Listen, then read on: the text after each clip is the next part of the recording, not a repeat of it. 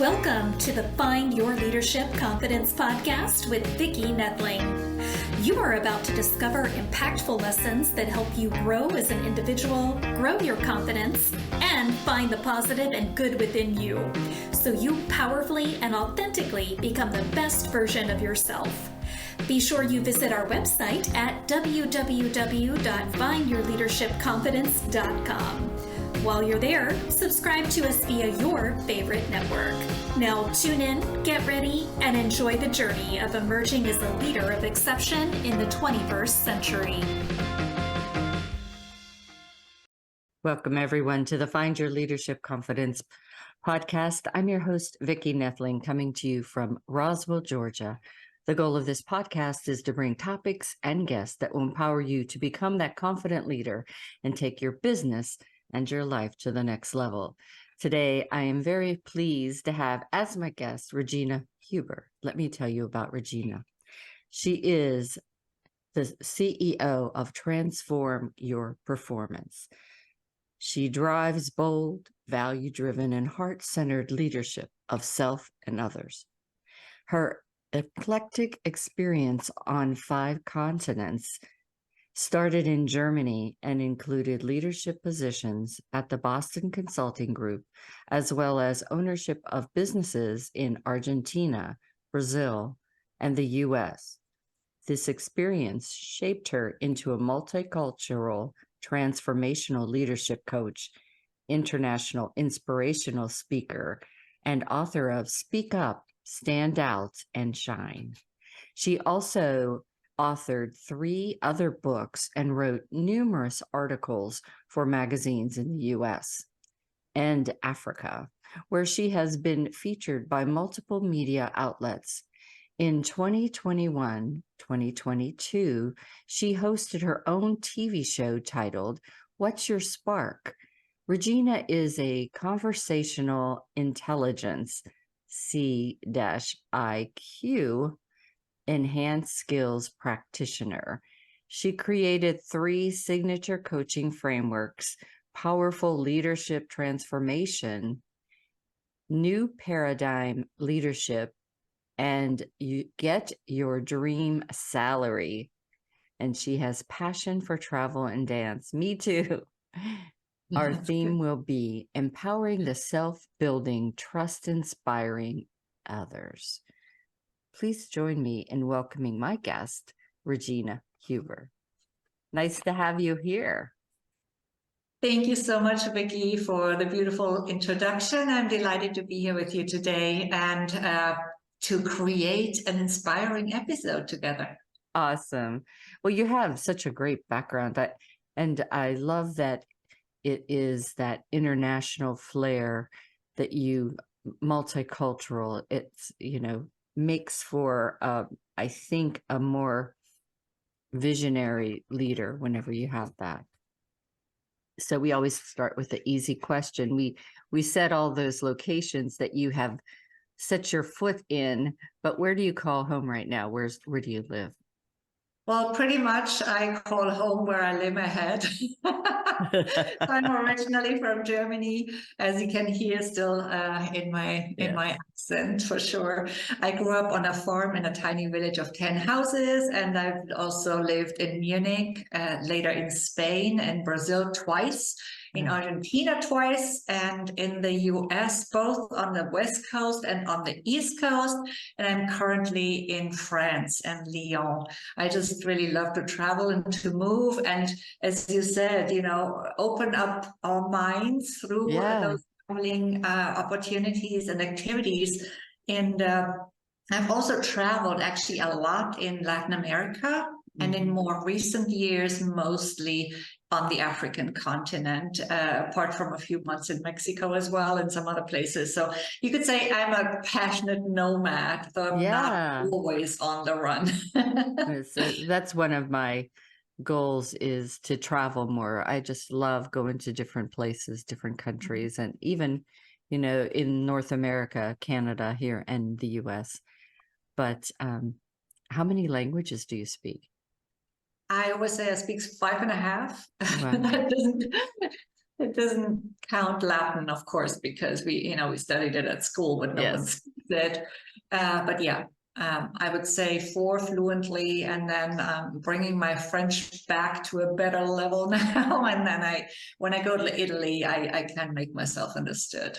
Yeah, so nice. So, what made you who you are today? What shaped you into the Regina we're looking at today? Well, I think it's really this eclectic and adventurous and multicultural background and experience that I have on 5 continents. So I've experienced a long list of adventures, some pretty crazy ones, Vicki. And it's been a very exciting story of transformation and growth for me so far in my life. Some of the growth has been pleasant. Some of it has not been so pleasant. We all also learn in painful ways as we move along in this journey called life.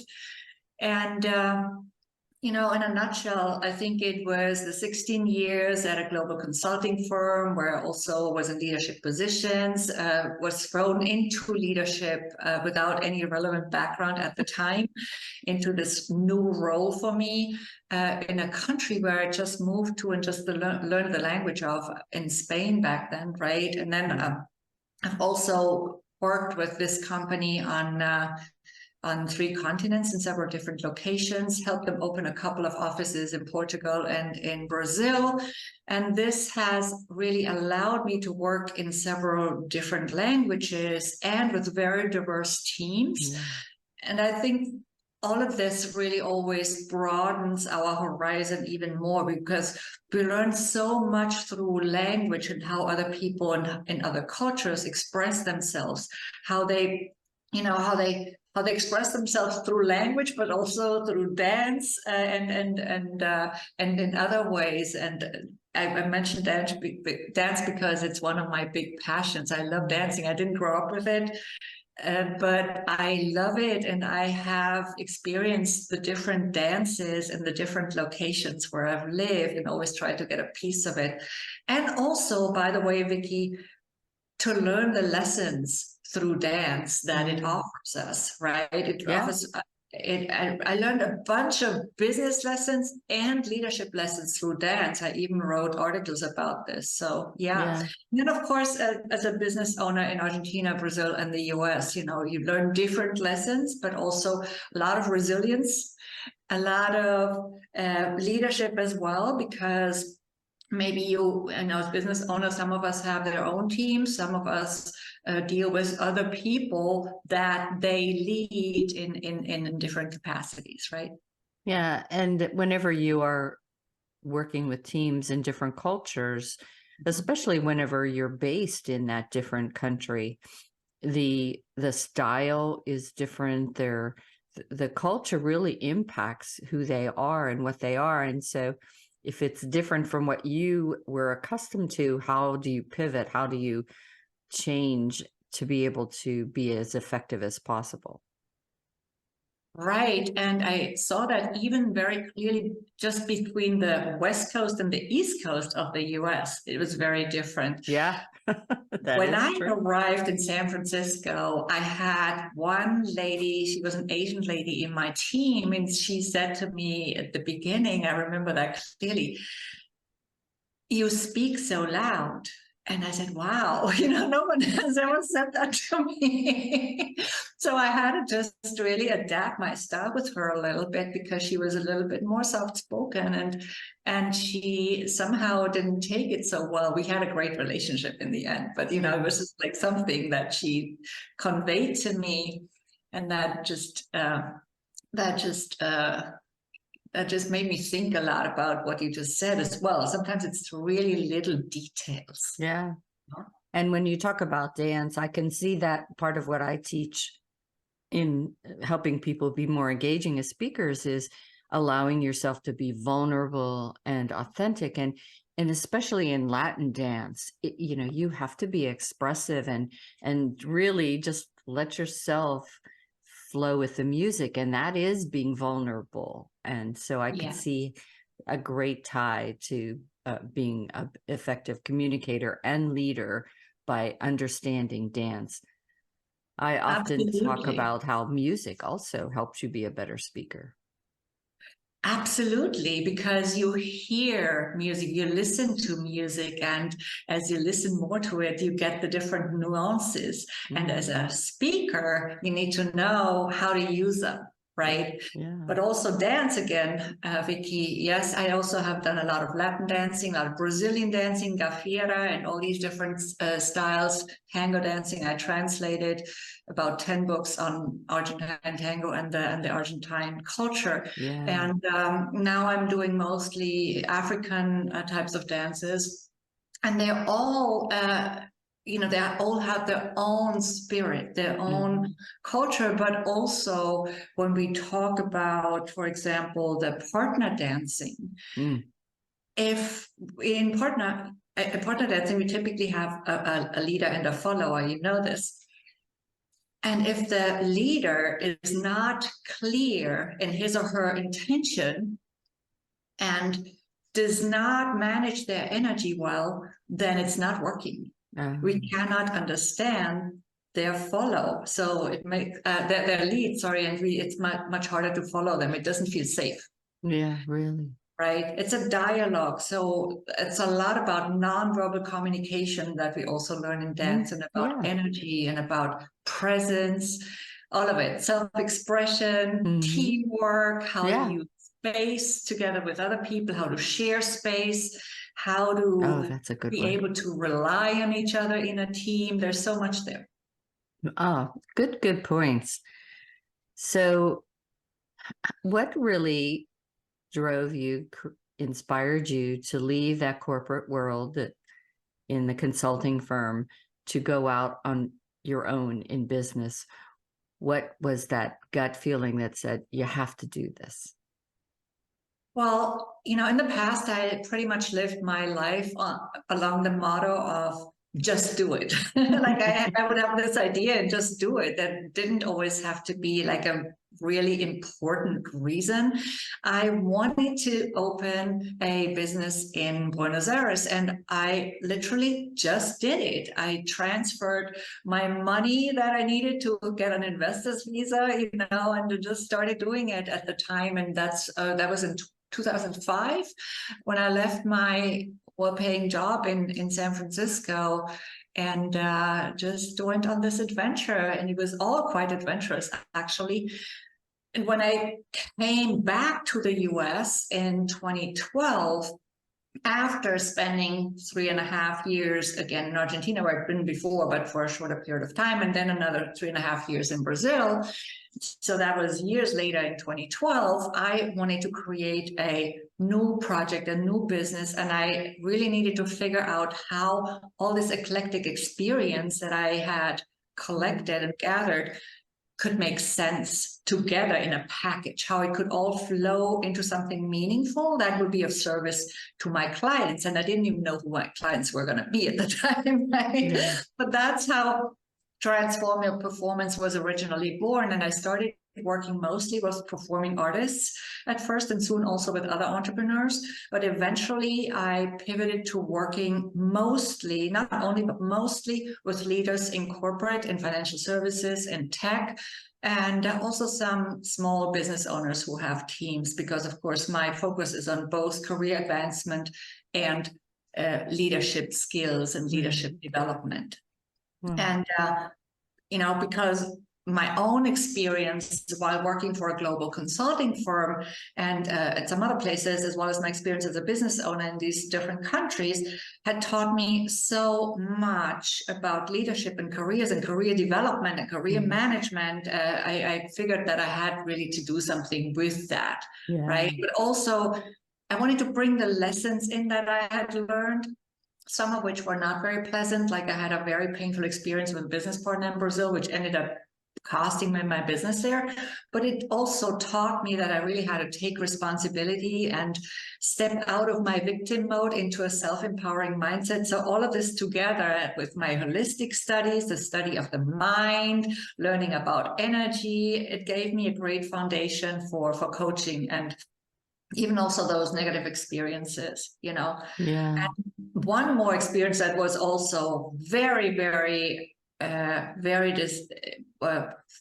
critical in this, I should call it, is when I failed to negotiate my salary and I left $300,000 on the table, and that I could have made more of in just 3 years. So this particular experience also inspired me to help my clients negotiate powerfully and to own their value and get paid what their work is worth, basically. Wow, that's awesome. Mm-hmm. So talk to us a little bit more about your signature framework, Powerful Leadership Transformation. Yes, my coaching approach is very holistic.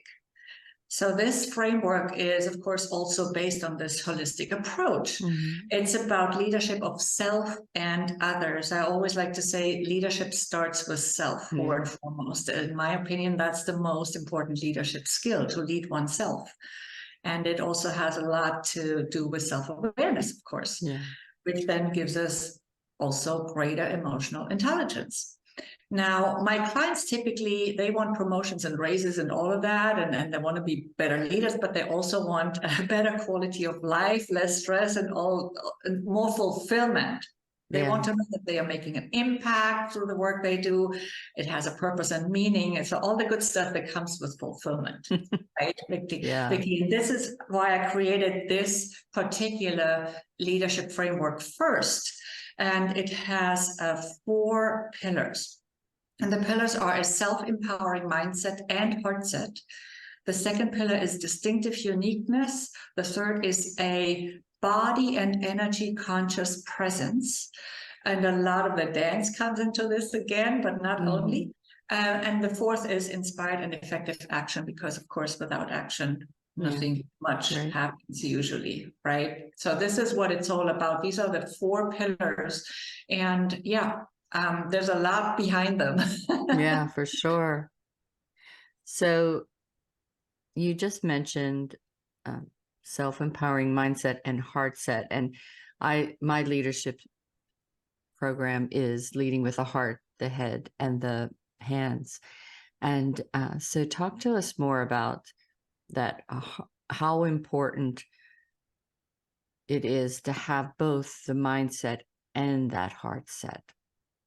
Yes, first of all, we want heart-centered leaders. I love working with bold, value-driven, heart-centered, and people-centered leaders. And I think heart-centered and people-centered goes hand in hand. You know, the two go hand in hand. The mind is most powerful when it's led by the heart. Mindset and heartset need to come together because they are just better together. You know, and when we have this mind and heart in co-creation, this combination of both, that's when we become most effective, but also when the work we do as leaders and the work we do in general becomes more satisfying, I believe, and more sustainably successful. So we want to use both the power of our minds and of our hearts, that intellectual power of the mind and that you specific wisdom, that unique wisdom, you with the Y-O-U, right, wisdom, that no one else has but you, because it's what you have accumulated in your heart through your life experiences, through your unique experiences. And as you probably know, and many of our listeners know, the heart is actually a part of the brain with its 40,000 brain-like cells.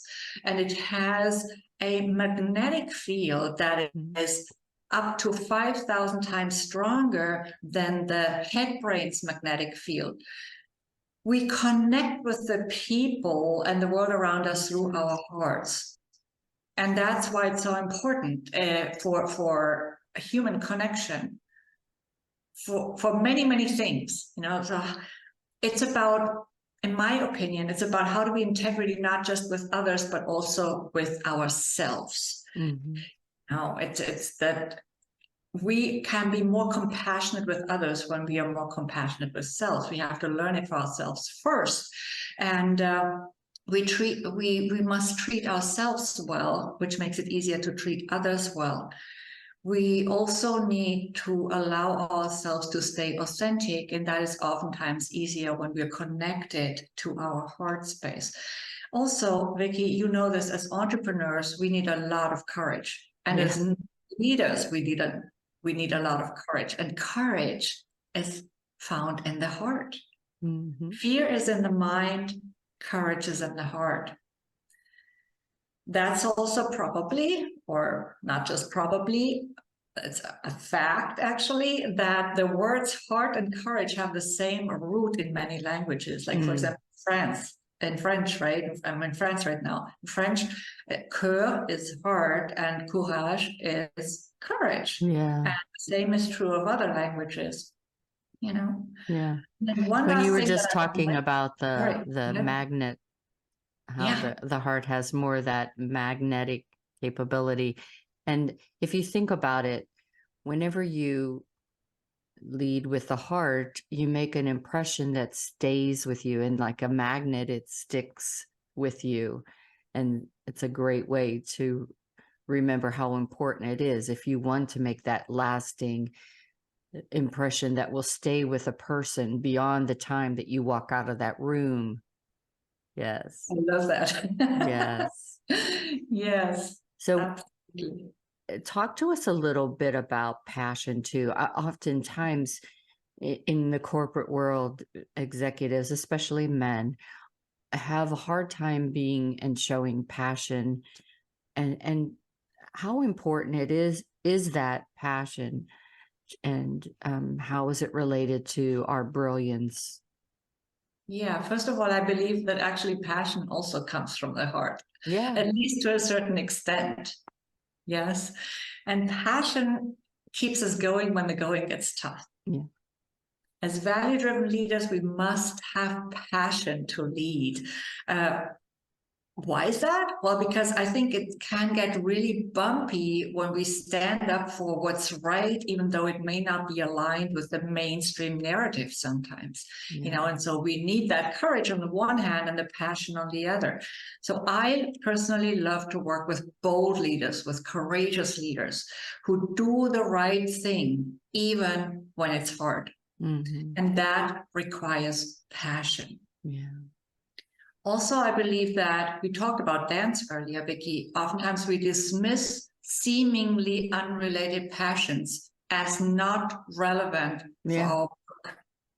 But in my case, I've learned so many valuable business and leadership lessons through dance. And I'm sure other people have other passions that can give them value in their work that they might not even have considered yet.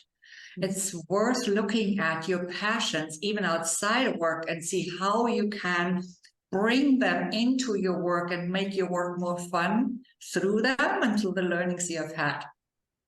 So good. So we are almost through our time, but I have just a couple more questions before we go into rapid fire. Mm-hmm. What do you mean by body, energy, conscious presence? And how can it help us show up more powerfully in business? Yeah, so the body and energy the two consciousnesses, so to speak, they are, of course, closely related because they're not separate. Yes. Yeah. So when I talk about body and energy conscious, if I mention both, it's because for some people it's easier to relate to one than to the other.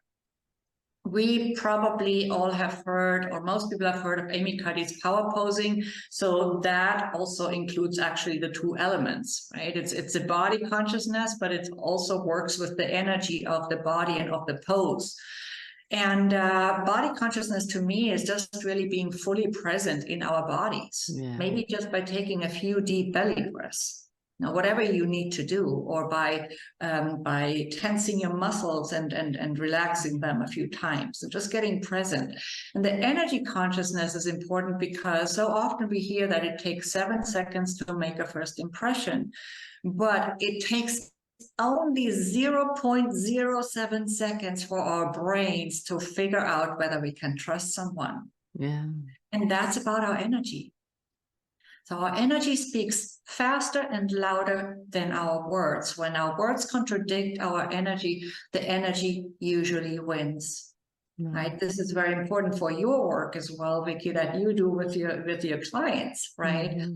And energy has such a significant role in trust building in general, in business presence, leadership presence, executive presence, whatever your word is. You know, it helps us when we know how to optimize our energy. It helps us enhance our perceived presence while raising our confidence at the same time. So in my opinion, it's not so much about the quantity of our energy, but the quality of our energy, right? Because that energy, and that's a really great point, that it is, you have some people that they bring the energy on the whole time, and it loses the impact because you don't show them that, as I call it, the roller coaster ride that you should go through to really have someone feel and make an impression. yes, you want to play with the levels of energy, and you want to bring the right energy that helps you build that trust, right? Because our energy flows into everything we say, think, and do. Even our thoughts, right? Our thoughts impact our environment, they impact other people, the things around us, and everything is fueled by this energy, also in business. Yep, that is so true. All right, so how do you incorporate into your coaching and speaking the dance? So is it subtle, or do you have us do exercises in dance to become more fluid and vulnerable, if you will? How do you incorporate that? Most of the time it's subtle. So I bring in the lessons. I use the analogies as well, and I just bring it in through who I have become as well. Because I think we embody our learnings, and we bring them also to our clients in that way, not just through our verbal communication. Yeah.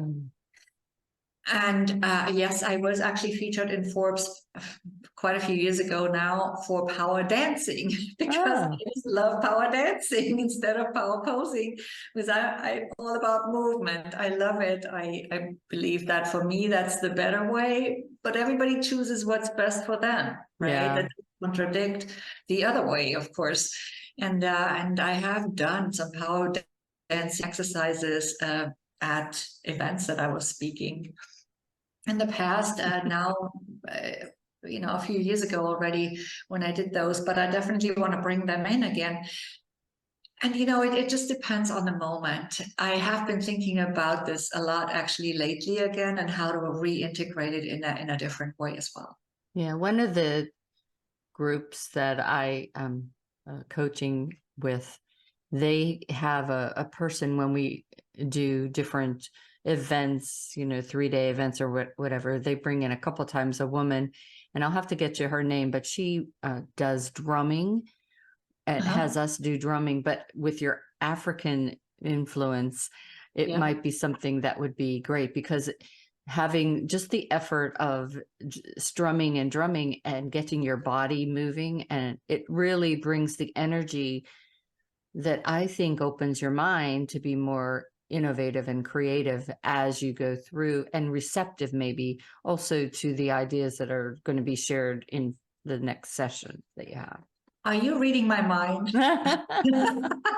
I just have to say this because this is amazing. I used to play the African djembe drum when I lived in Argentina with, I was taking classes with a Senegalese friend.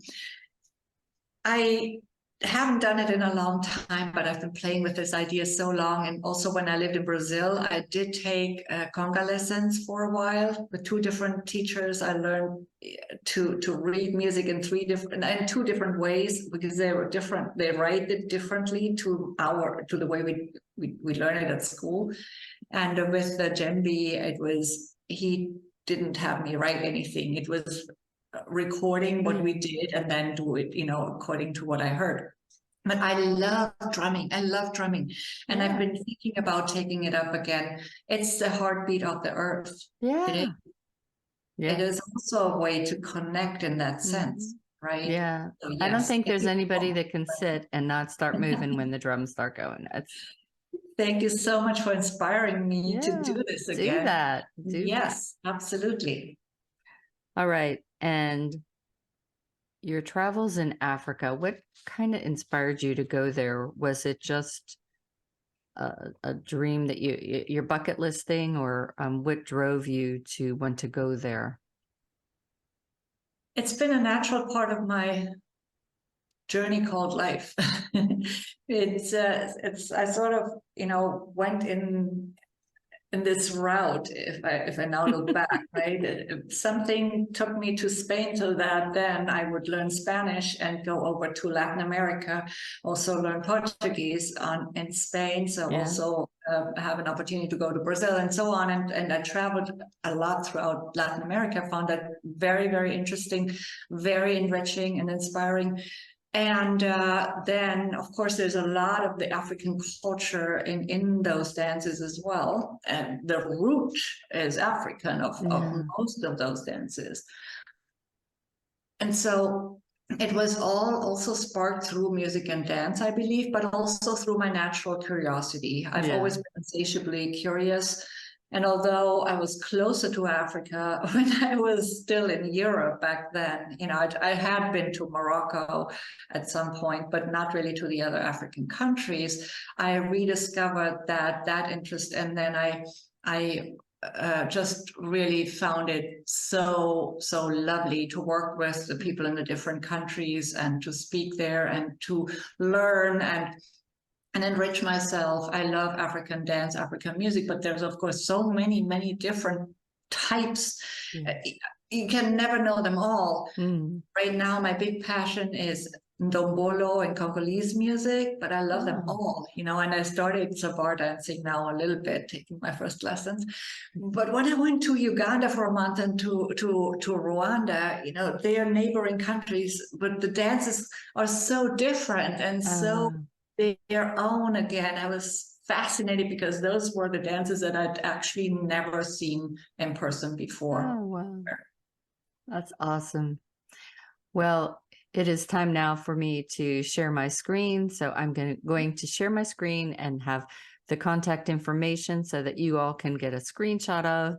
All right. So what would people find when they go to your website? Yes, on my website, there are several different pages that describe how I work with people in one-on-one coaching, how I work with companies. I speak at events. I speak at company events as well as summits, conferences, other events. There's a speaking page as well. You will also find a link to the book, Speak Up, Stand Out, and Shine, and to the other books that I have co-authored together with other authors. And my LinkedIn profile is there for you as well. I have a LinkedIn Career Growth Strategist newsletter. If you're looking for a free resource about career advancement and leadership, I have a YouTube channel as well at Regina Huber. And of course, my book is on Amazon. It's been just wonderful chatting with you. Great conversation. You gave so many wonderful tools and tips for the audience. And as I said, definitely want to have you back so we can chat a little bit more. And as always, I remind everyone, life is a journey and it's up to you to enjoy the ride. This is Vicki Noethling signing off. Thank you for tuning into the Find Your Leadership Confidence podcast with Vicki Noethling, where we share impactful lessons that help you grow as an individual, grow your confidence, and find the positive and good within you so you powerfully and authentically become the best version of yourself. Remember to visit our website at www.findyourleadershipconfidence.com and enjoy even more great episodes like this one. Again, while you're here, subscribe to us via your favorite network. We look forward to seeing you next time on the Find Your Leadership Confidence podcast.